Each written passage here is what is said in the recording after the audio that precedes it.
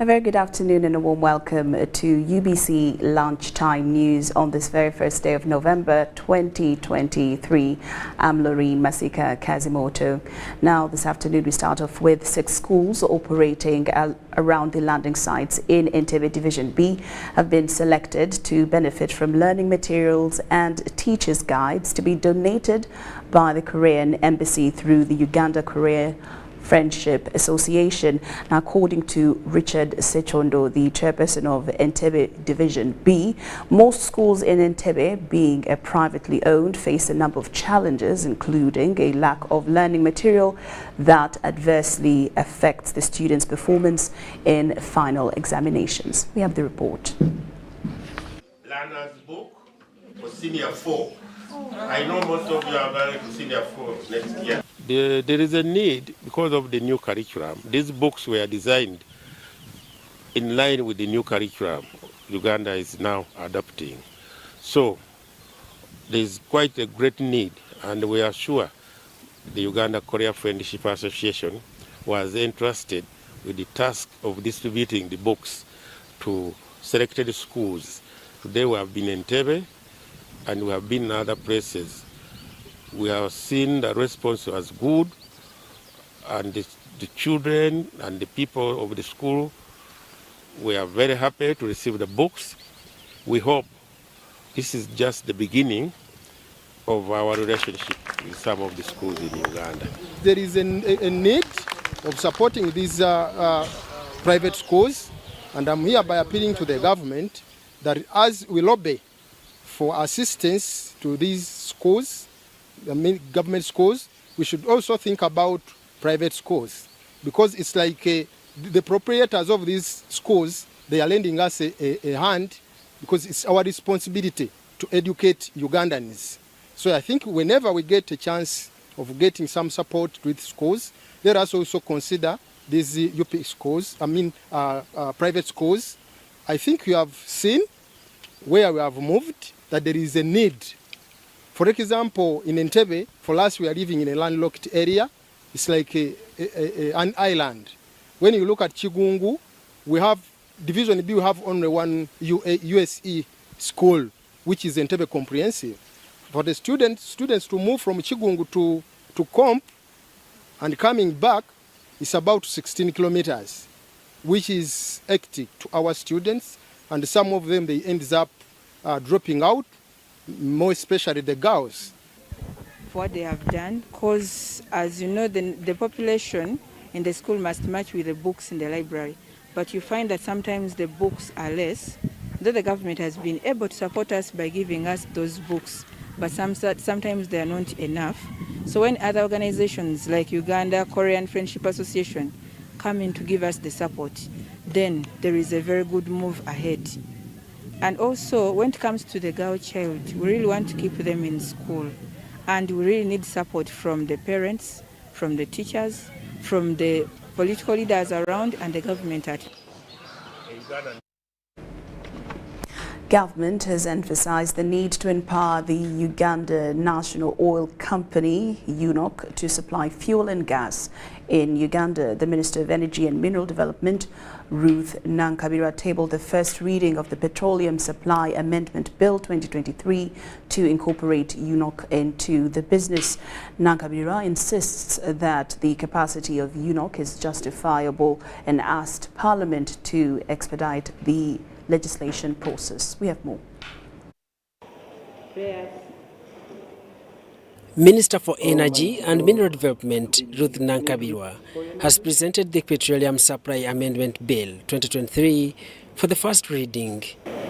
I beg to lay on table the certificate of financial implication to this petroleum supply amendment. The bill is referred to the Committee on Natural Resources to be processed as per Rule 129 of the Rules of Procedure. The move is to amend the Principal Act and initiate a stand to allow Uganda National Oil Company to source and supply petroleum products to the available licensed oil marketing companies in Uganda. Calling upon support from Ugandans. It will hurt me to see a Ugandan really hitting down on your own oil company. Minister Nankabirwa draws arguments from the experience which has partly kept Uganda's hands tied for long while dancing to the tunes of imported structures. The international prices, I have no say. But the multi-layered system of Kenya, which end up making the cost of the fuel at the pump price high, is what I'm trying to work out with.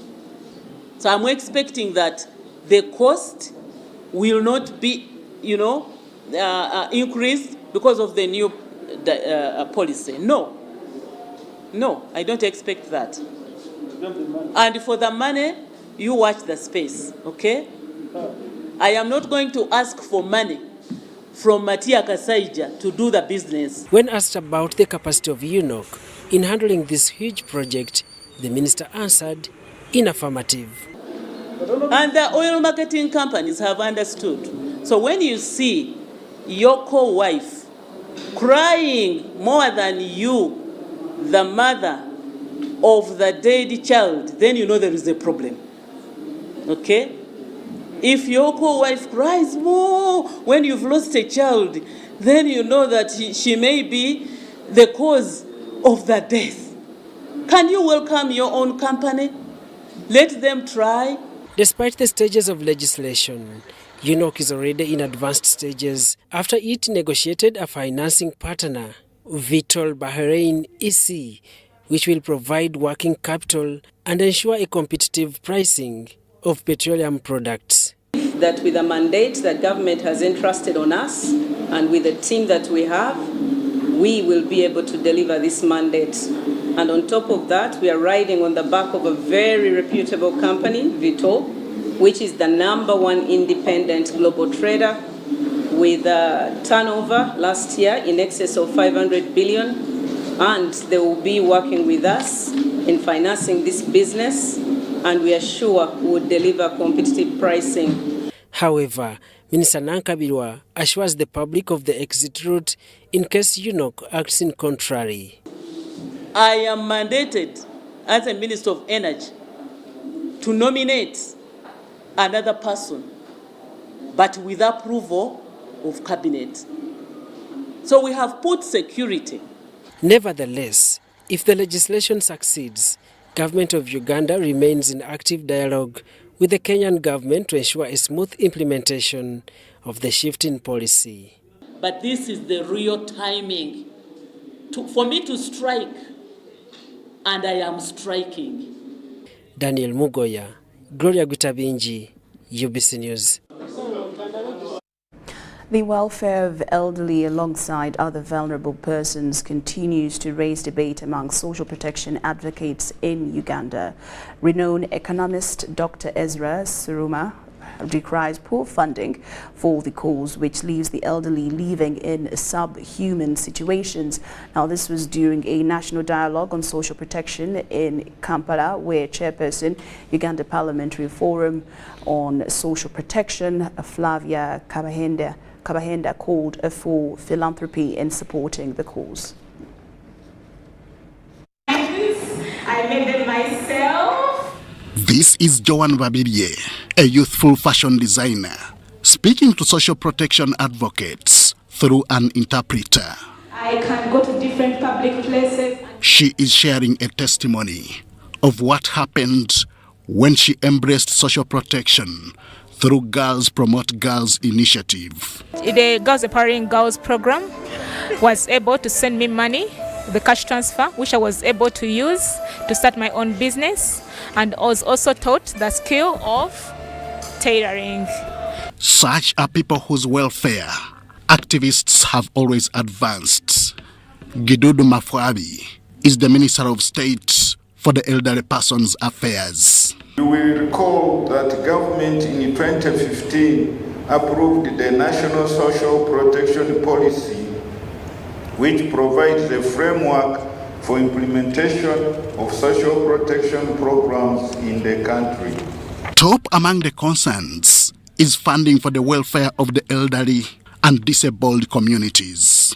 Flavia Kabahenda agrees with other members of the Uganda Parliamentary Forum on social protection. If people can collect some money towards some cause, maybe child-friendly social protection that we have said here, but if there are no diligent management processes, then people will be discouraged and they will stop their philanthropy. Some people still think that our time is over, which is not the case. And as social protection, we are trying to advocate for our existence. The first Deputy Prime Minister and Minister for East African Community Affairs, Rebecca Kadaga, and economist Ezra Suluma both want funding for the elderly movement adjusted. The biggest question of our time has been how to ensure that social protection is financed in the most sustainable manner, and then with the sustainable development goals, and specifically SDG 1.3, that calls upon countries to implement nationally appropriate social protection systems for all. No Ugandan should be left to starve to death. No Ugandan should be consistently homeless, sleeping in open air. No Ugandan should be without basic medical care or health insurance. The national dialogue has been held under the theme, Investment in Social Protection Across the Life Cycle. Henry Okrut, UBC. Now, breaking news, UPDF today at 3 a.m. carried out an operation against the ADF who were using boats via Lake Edward to access Uganda. Now, several suspected ADF rebels have been neutralized. Now, the UPDF deputy spokesperson, Colonel Deo Akiki, confirms the developments. As you may know, around 17th October, actually on 17th of October, which is last month, ADF elements sneaked and attacked tourists in areas of Kasese. And since that time, our forces have been tracking down this group. And we are happy to report that last night, they tried again to sneak using a boat on Lake Edward off Kayanja landing site. And our forces doing night operations managed to get them this time round. A combined force which was led by our intelligence, including the Marines who fight on waters, including some elements of Special Forces Command and infantry units under the command of Colonel Jet and Colonel Saulo, killed these terrorists on the lake. And at the moment, we have not yet gotten how many could have perished, but at least the entire of that group that was trying again to sneak through Lake Edward was gotten. This is the group that we have tracked for over some time, and their time finally came. We want to assure Ugandans and our people in areas of Kasese that all of these splinter groups that are breaking off or broke off from ADF to come and disturb our people shall be got. Our forces are not sleeping. They are working with the people, and we call upon people along our border with DRC to continue cooperating so that we finish off the bigger part of ADF in Congo, even those splinter groups that have come this side. We also finish them, and people go to enjoy their peace. This is an assurance that ADF will not do any act of terror on our soil, and we leave them. Now, news just in, the UPDF has captured the commander of the ADF rebels that attacked and killed 2 tourists and their tour guide in Queen Elizabeth National Park 2 weeks ago. The commander, Operation Shuja, Major General Diko Loom, revealed this moments ago while talking to residents of Katwe Kabatoro Island shortly after returning from Lake Edward, where UPDF ambushed a sizable number of rebels.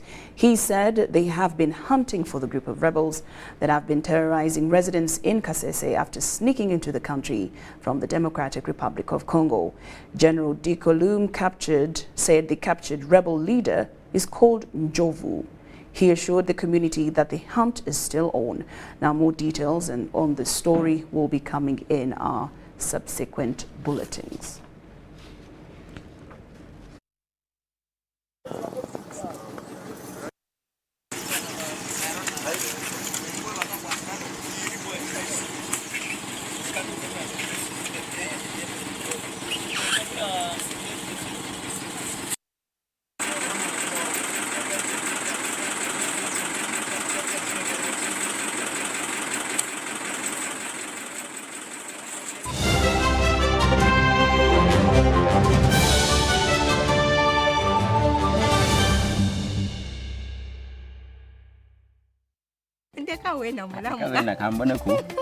Otyo mbakemye lubona mubaire muli kolaki ndide kulagira ono ngeri gye bagwayo kumbaga ya mwene ngwakozesa momope eisimu eriwa gye buliko tola yesimu wena nakobya ironi geisimu tobulira eisimu yindi niga sita ndala mukaga 5 sita 3 otewe ashi onige yes balese chawo balese merchant code gye balisa mama kadibati kajo buzono wachi tamu nsanvu mirundi 3 badisaba tamu sente ndio amount baleta mobile money bali kunsaba pini ebucha utampiniyo iwa imwe sasula aye baba embaga ya mwene mwekuoniza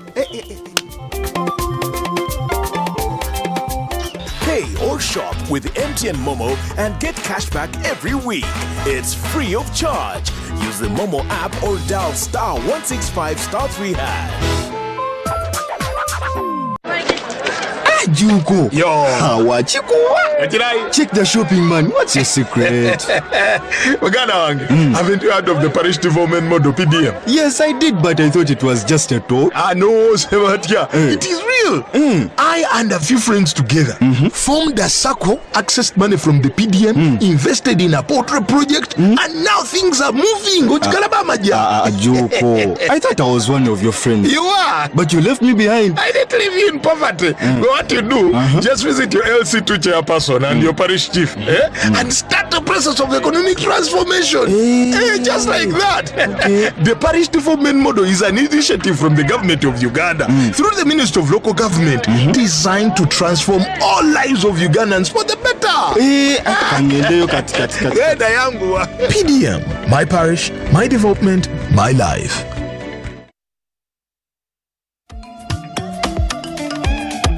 Jovia ng'oyolekera ku lugendo luno olw'obulamu nkuwa ekirabo eky'amaanyi agatazizibwa amaanyi okulabibwa n'okuwulirwa mu mawanga ag'ewala ennyo okutuuka buli wamu nga yadde togenzeeyo ensi yonna ng'ekuli mu ngalo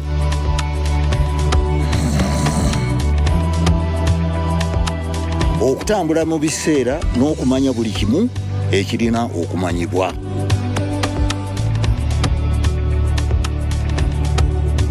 Jovia kino kye kirabo kyange gy'oli tewali kkubo ku ki ky'osobola okukola ku mukutu nnandameggwa ogwa MTN.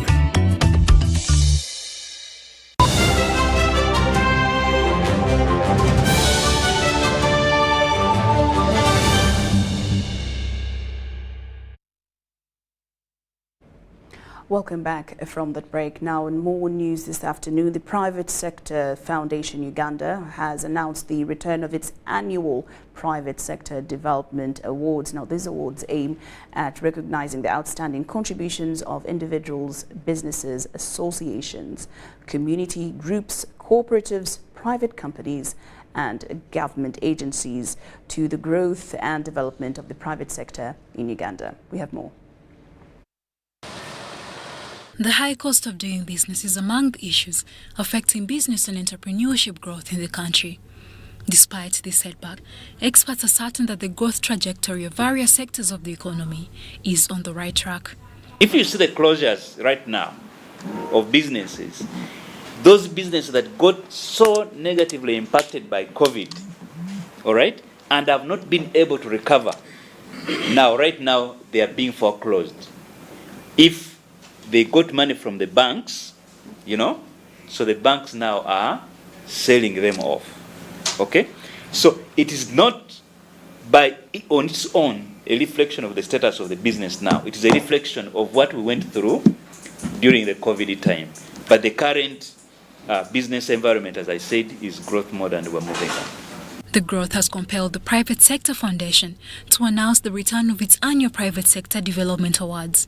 This year's ceremony, which aims at recognizing the individuals that are working tirelessly to support the growth of the economy, will be awarded in the categories of Business Association of the Year, Private Sector Environment, Social and Governance Champion of the Year, Community Development Champion, Women Organization of the Year, Youth Organization of the Year, Private Sector Media Personality of the Year, and Government Agency of the Year.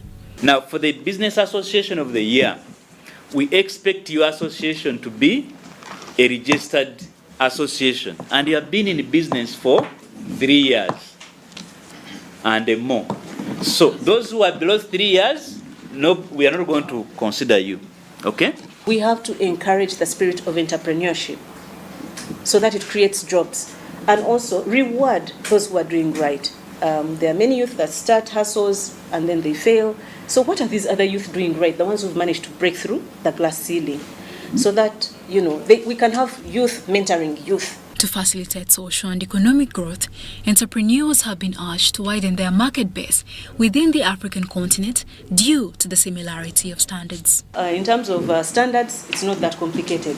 What we eat here is what Ghanaians eat, Nigerians eat. Our milk will go there without issues. But our latto cannot go to Denmark. And I had this conversation. They were saying, look, your cows, the way they are milked is not compliant with our standards because they are hand-milked. So there's contamination. We want them to be machine-milked. Are we there yet? No. But that milk can go to Nigeria, it can go to Ghana, it can go to Algeria. So there's opportunity to actually tap into other markets. We haven't even exploited the African markets. It's huge. Nominations for the awards are open until the 3rd of November 2023, and the winners are to be announced at the Private Sector Gala on the 6th of December 2023. Charlotte Amuge for UBC News. Traders in Kabale Arcade, owned by Drake Lubega, have shut down their shops in response to an unexpected 10% increase in rent imposed by the building owner without prior consent from the traders. The traders are demanding that Drake Lubega immediately suspends this rent hike as they find it to be oppressive. These are your tenants. Try to negotiate with them, try to understand their problems so that you can leave them on the normal rent. But they don't have that rent you have increased. So we are requesting you kindly, as our dear landlord, please leave this rent in a normal way. Leave these people in a normal way. We no longer have money. We are just spending time in these shops, but we don't have money. So as a leader,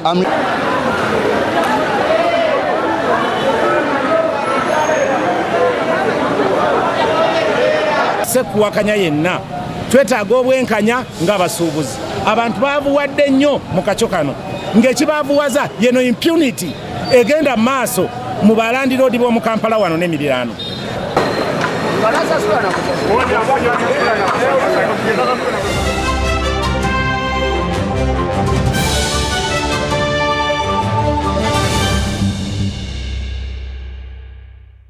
Ndeka wena mulamu. Kawena kambone ku. Otyo. Mbakemye rubona. Mubaire muri kolati. Ndije kulagirira ono ngeri gyebawayo kumbaga ya mwene ngwakozesa mu mope. Eisimu eriwa gye buli ko. Tola yesimu wena nakobya ironi geisimu tobulira. Eisimu yindi. Niga sita ndala mukaga 5 sita 3 otewe ashi onige yes. Balese chawo. Balese merchant code gye balisaba. Mama kadi balati. Kayo buzono wachi tamu nsanvu nsanvu mirundi 3. Balisaba. Tamu sente lewe. Baleta mobile money. Mobile money. Bali kunsaba pini. Ebucha utampiniyo. Iwa imwe sasula. Aye baba embaga ya mwene mwekuwoniza. Pay or shop with MTN Momo and get cash back every week. It's free of charge. Use the Momo app or dial *165*3#. Juko. Yo. Check the shopping, man. What's your secret? Haven't you heard of the Parish Development Model PDM? Yes, I did, but I thought it was just a talk. No, Sebatia. It is real. I and a few friends together formed a circle, accessed money from the PDM, invested in a portrait project, and now things are moving. Juko. I thought I was one of your friends. You are. But you left me behind. I didn't leave you in poverty. What you do, just visit your LC2 chairperson and your parish chief and start the process of economic transformation. Just like that. The Parish Development Model is an initiative from the government of Uganda through the Ministry of Local Government designed to transform all lives of Ugandans for the better. PDM, my parish, my development, my life.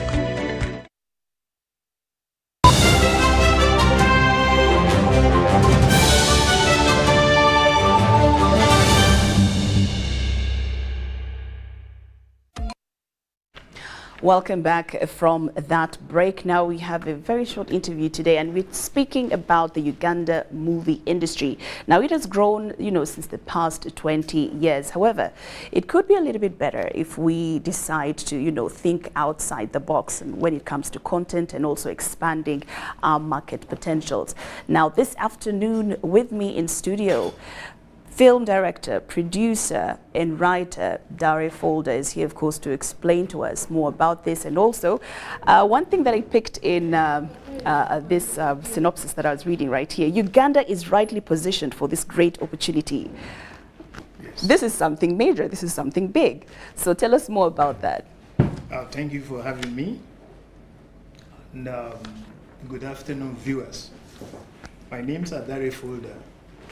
I was the brain behind the first international collabo between Uganda and Nigeria in 2005-6. Wow. That has Patrico Mujuka, Mvanunji, Ragadi, and etc. The title Roses in the Rain.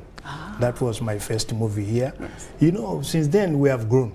Uganda movie industry, we have evolved, really evolved. And I give kudos to the producers and the actors. But we need to do something better. Yes. That is to say, adding value to our content.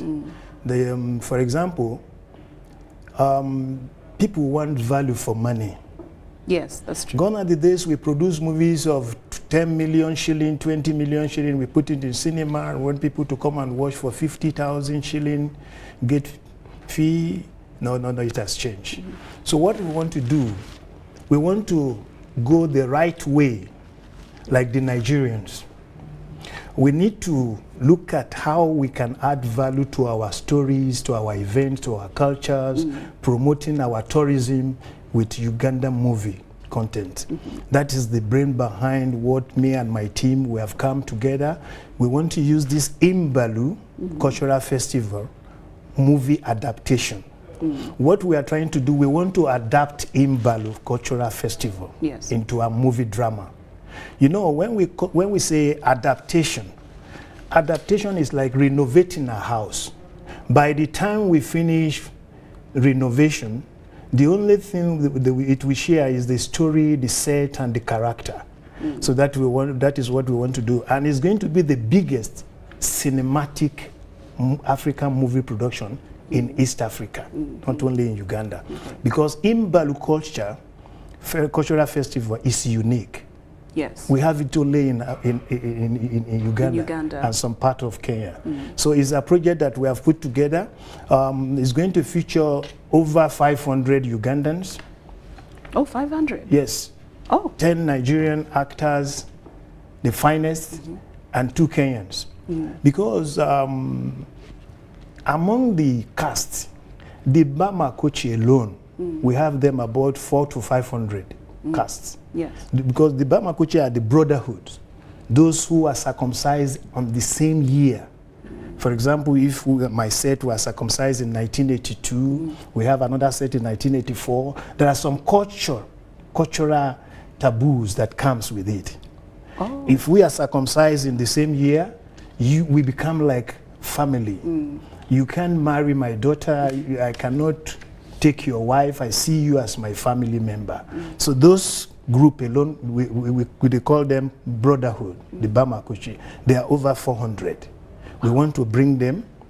Then we have the real story now, how to showcase this culture, this unique culture from Uganda to the outside world, promoting our culture, tourism, business opportunity in Uganda, because that is the beauty of it. The film is a mirror of the society. Imbalu is going to be great.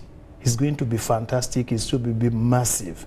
So the projection is to bring into this our economy 4.5 billion shilling. We are going to use it to penetrate Nigerian market. Yes. It is time for us to also go to Nigeria, bring their money here and channel it to our economy. The visionary leadership of our president is this what we are doing, adding value to our content, to our products, and tap into the external market. Nigerians are waiting to see Imbalu culture. The actors and actresses whom we have shared it with, they want to see how it is done. A young man facing the surgeon, the public, without shaking, without crying, without fear. They want to see it. Those are the uniqueness of Imbalu culture we want to expose to the world. And then it's a platform we want to use to penetrate Nigerian market. Yes. Yeah. We have signed with Film One, the biggest and the largest African movie distribution company. In Nigeria alone, they have over 18 movie theaters. Wow. That is where that is how Nigerians are making money. Yes. The movie will be released on one weekend, Friday, Saturday, Sunday. Thousands of people will watch it in the cinema houses.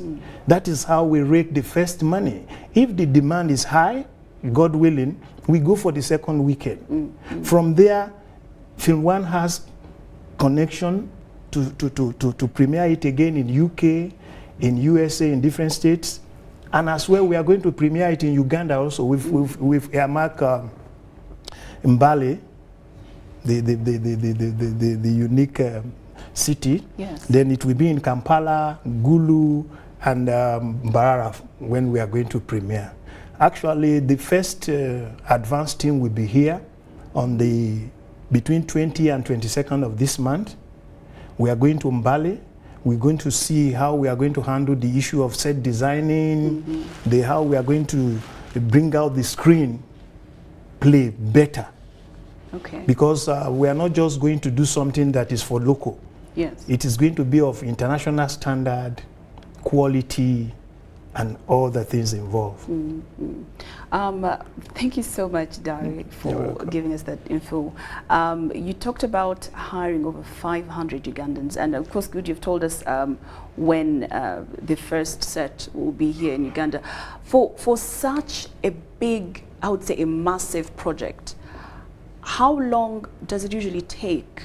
Because right now you're telling Ugandans that we are having something and it's about Imbalu, and so now Ugandans are like, oh my gosh, how long is this going to take until, you know, the actual film is out? Now, for somebody who's not in the film industry, like for example, maybe myself, how long does it usually take for, you know, a movie of this magnitude to come out? It's going to take some time. Because what I said, the advanced team will be here between 20 and 22nd of this month. Yes. That is the preparation. That's just preparation. That is just the preparation. It is from there we get the real screenplay. Yes. When we get the real screenplay, then we now go, while they are here, we are going to be having what we call location Reiki. What are we going to have in Mutoto? That is the venue of the circumcision. Where are we going to have, which area of our tourism we want to showcase? We go look into that. Which business aspect are we promoting? The good thing is that the Bama Saba, they are very good in coffee production. Yes. We look at that area and other tourist attractions we need to showcase in the movie. From there, we go now into casting. Oh. When we have the casting, then that is when we can prepare for the shooting. That's why I said that it's a big budget production. It is. Yeah, it's going to cost 1.1 billion shilling. And we have the projection of revenue for now, which we know it can be more, of 4.5 billion. This is where we need the government to give attention. Movie industry is unique. Yes, it is. It's bigger and greater than music. Music is great, but movie is greater. Because a musician is me. Yes. Alone, and my management. But when we talk about movie, look at the massiveness of this Imbalu. The creativity. The creativity is unique. Beyond, yes. And that is what Nigerians are doing now. They are adding value to their production. Gone are the days we just do movie for TV.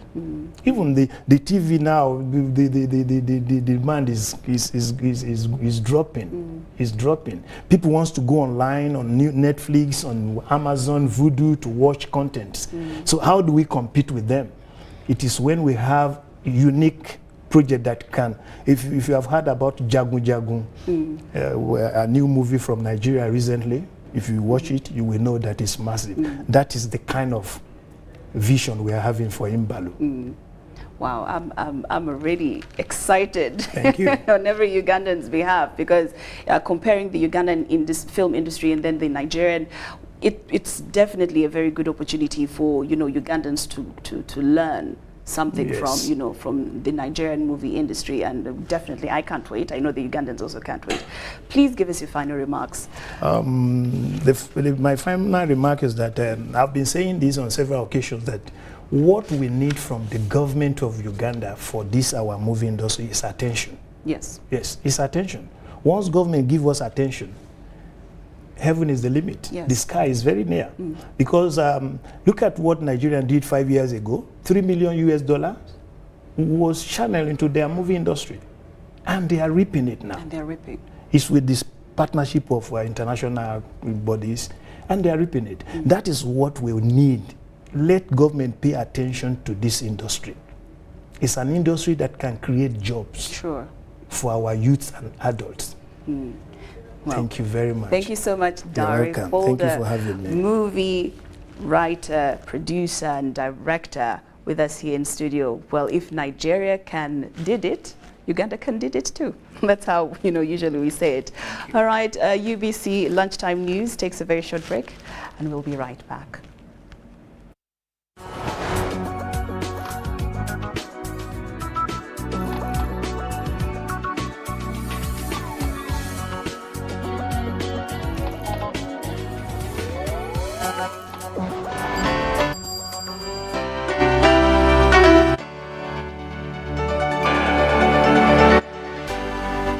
UBC, inspiring Uganda.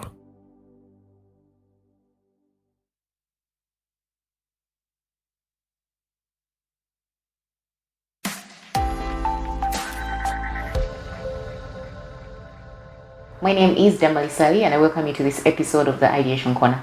The Ideation Corner is a space where ideas are discussed and dissected. And today I host Dr. David Mwesigwa, who is the medical in charge of My Doctor, and he's going to tell us all about it. Dr. David, you're very welcome. Thank you very much, Damali, for welcoming me and having me here at the Ideation Corner. I'm called Dr. David Mwesigwa, the medical in charge for My Doctor, Digital Healthcare Services. My Doctor is a